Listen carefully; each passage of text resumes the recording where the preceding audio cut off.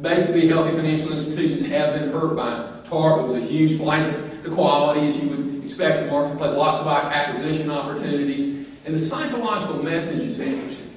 By being conservative, you make a little less money in the good times, you should make it up in the bad times. If you protect the downside risk, you're saying take more risk. Because in the bad times, we'll just come in and say, yeah, we'll take out a bunch of risk. And these guys are smart at these big institutions. They'll take even more risk now because of getting bailed out. I guarantee you. Because the game is weighted the wrong way. Incentives are wrong. What are possible cures? The Federal Reserve does need to provide liquidity to the financial system. That's what it exists for.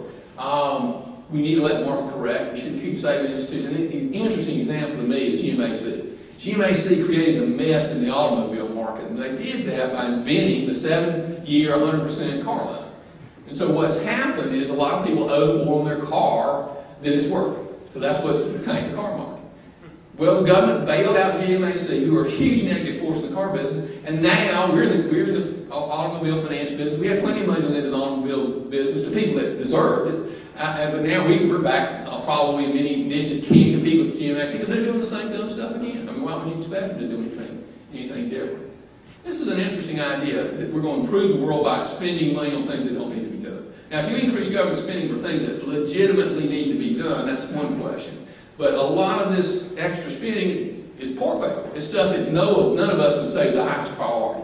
That is a very interesting belief. It came from John Maynard Keynes, an economist who's been very influential. He wrote a theory called the general theory. But here's how absurd the general theory is. If you actually read the book, one of Keynes' suggestions is that we pay people to dig holes in the ground and then pay people to fill them back up. Now, do you really believe that's going to raise the standard of living? The government just executed that policy, by the way, in the northwestern part of the United States. They had a big cherry crop. Prices were too low, according to the government. So the government is buying the cherry crop and they're going to destroy the cherries to raise prices. Now, if you understand global agricultural economics, that means that some poor child in some poor country will starve to death because we destroyed that crop. If you want to incent anything, cut taxes. And leave the capital with the people that know how to use it, including cutting taxes on high-income people, by the way. They got high incomes for a good reason, because they know how to use capital properly. Don't introduce any new programs. We can't deal with any more ambiguity. We can't stand any more help. Restore the cash-based accounting system. You shouldn't have an accounting system driving economics. Long-term price instability is a big issue. Inflation is just as big an issue as deflation. In fact, inflation has typically been the problem. In fact, you make an argument that government bonds are one of the most risky investments you can make right now, not from a credit risk, but because of the interest rate risk. The biggest issue, and you mentioned this, that I think is out there, is this unending attack on capitalism. One reason I do these programs, this is not a failure of markets. This is a failure of government policy. Capitalism is why we have a high standard of living in this country. And if we don't defend capitalism and free markets, it will dramatically reduce our standard of living long term. And that's a big, big issue. Also, this attack on the wealthy is very counterproductive. It's great politics. Roosevelt did this during the 30s and extended the Depression by attacking the wealthy. But here's the dilemma. There's some wealthy people that aren't productive. A lot of productive people are wealthy. When you attack the productive, what do? They go on strike in subtle ways. They don't quit, but they become more conservative. They're more cautious. Because a lot of wealthy people got all the money they need, so why take more risk? Why open 10 locations? Let's just open 2 next year. Why create a bunch of jobs? Let's just not hire anybody. Well, I'll do fine. And you'll see this in Medicaid. It's already happened. A lot of doctors retiring young. It's kind of a strike in a subtle way of productive people. Long term, we absolutely need to privatize Freddie Mac and Fannie Mae. The government now owns the housing market in the U.S. It's very dangerous. It will be politicized. The way to do that is just go back to the savings and loan model. Let healthy banks do it. Portfolio home mortgages. We can do that easily. Canadian banking system, one of the best banking system in the world today. One of the primary reasons is that Canadian banks make home mortgages and hold them in their own portfolio. No bubble in the Canadian housing market. No bubble in the Canadian housing market. If I were in charge, and I'm not, I would go to a private banking system based on a market-based standard.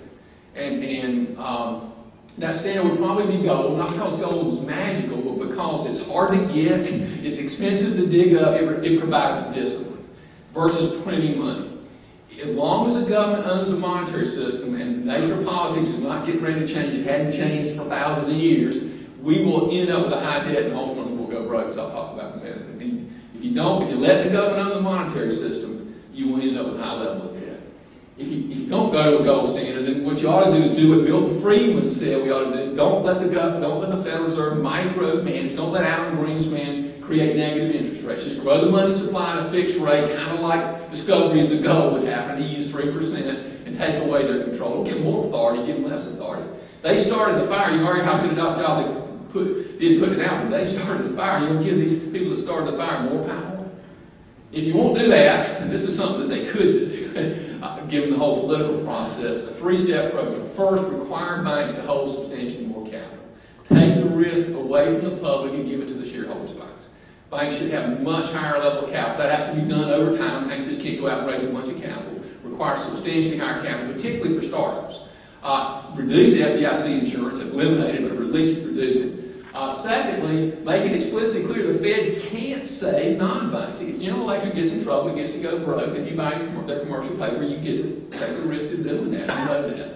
And then finally, you've got to eliminate about 90% of the regulations that impact the banking industry, because banks can't be competitive with the regulatory costs that they have.